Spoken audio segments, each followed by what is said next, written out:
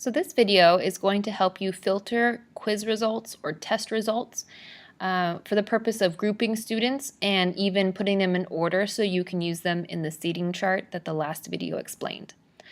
This is an Excel export from the program that Sacramento City Unified School District uses for data, and that data tool is called Elluminate. The only thing I've done is I have taken out the last names and the student ID numbers of my students just for confidentiality purposes. Otherwise, whatever district you work in, they probably have some kind of tool for data, and you'll be able to export your students' test results or quiz results into an Excel document. So this is just to represent a generic export of results. I don't need the student's grade. I don't need the date that's taken. So I'm going to go ahead and highlight those and delete them. You can also opt to hide them if you just don't want to see them right now.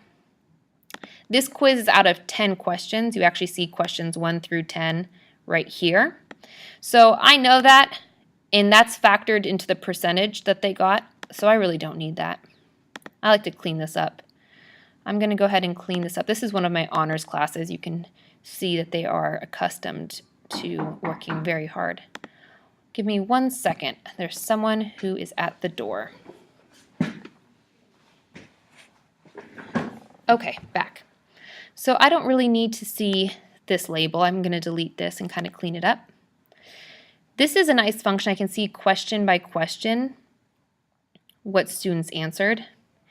And so I'll bring this up again later. So the first thing you need to do to filter results is to highlight the first row, which are essentially all of the labels. You're going to go to Data and Filter. You've basically turned each category now into a filtering device here. I'm going to make this a little bit bigger so we can see it a little bit better. All right. So we have student names, points, percentage, question 1, question 2. I don't know why it's looking a little bit doubled there. 3 and 4. Okay, so we're going to go ahead and just filter them. We're going to say, let's go ahead and do percentage, or you could do points. And I'd like to do descending. So this is from high-low. And the reason why you want to filter first, sorry, here's an announcement. Cheyenne Davis, please come to the front office. Cheyenne Davis, please come to the front office. Side note, if you're going to be integrating technology into your classroom and interruptions like that happen, don't stress too much. It's not worth the aggravation to start over. So I've just filtered my results. Now the reason why you want to apply all of these filters first is so that when it reorders everything, it takes the names with them. Everything has stayed as a set. Like Jennifer, this is everything that Jennifer had before I moved her, right? Before I started filtering. This is everything Monica had right here before we filtered. If you try to rearrange it without putting the filters on, it's not going to take all the information and keep it aligned. Okay, so now I have it filtered from highest to lowest. Again, this is an honors class, so the range is not very big.